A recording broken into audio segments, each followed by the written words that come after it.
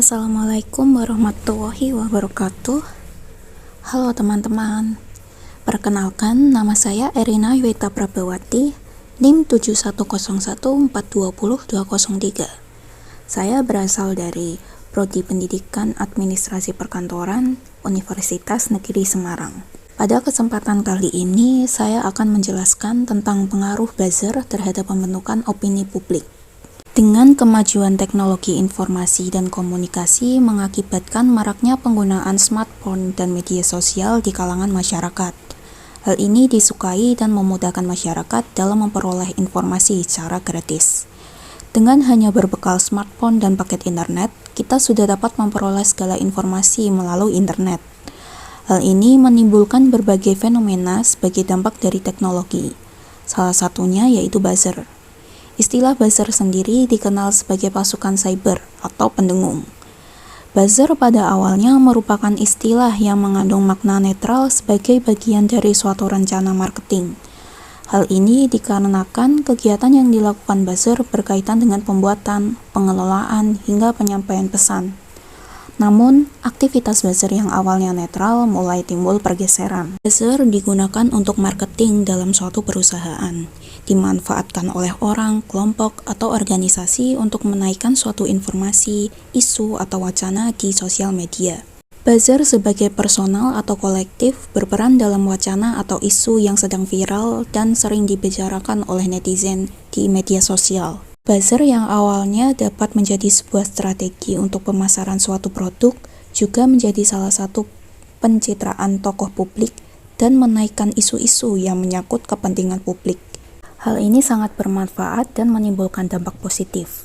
Namun, sekarang buzzer tidak hanya dapat memberi dampak positif, tetapi dapat memberi dampak negatif seperti menurunkan nilai suatu produk atau menjatuhkan citra tokoh seseorang.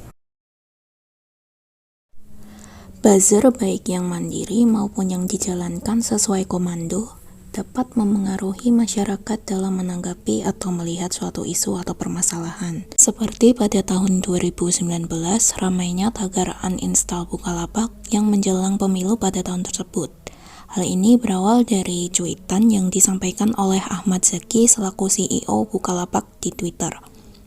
Hal ini secara cepat mendapat tanggapan dari para pengguna Twitter dan akun buzzer yang menyerang Zaki dengan berbagai tweet atau cuitan yang menyudutkan CEO Bukalapak tersebut. Besarnya respon dari para pengguna Twitter saat itu membuat Ahmad Zaki perlu melakukan upaya rekonsiliasi dengan menemui Presiden Joko Widodo di Istana Negara. Namun, Bukalapak dapat mengubah opini publik dengan masih memiliki pelanggan yang setia dan Ahmad Zaki yang berhenti menjabat sebagai CEO Bukalapak. Kemudian muncul tagar terima kasih Zaki yang diramaikan oleh buzzer media sosial, baik Twitter, Instagram, atau Facebook. Tagar ini memiliki tujuan mengungkapkan rasa terima kasih publik kepada Ahmad Zaki atas kontribusinya dalam mendirikan dan mengembangkan Bukalapak hingga menjadi salah satu marketplace besar di Indonesia. Dari contoh kasus tersebut, dapat diketahui bahwa buzzer sangat mempengaruhi opini publik.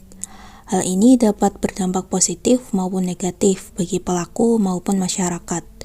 Dalam media sosial, buzzer dapat menjadikan suatu perusahaan atau kelompok organisasi dipandang baik oleh publik, tapi juga dapat dipandang buruk oleh publik.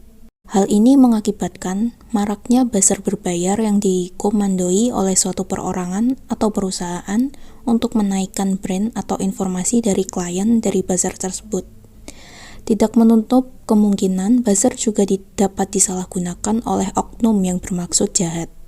Oleh karena itu, dalam bermedia sosial, kita sebagai netizen harus pandai dalam memilah dan mengolah informasi. Juga mencari fakta dan kronologi sebelum membagikannya kepada orang lain.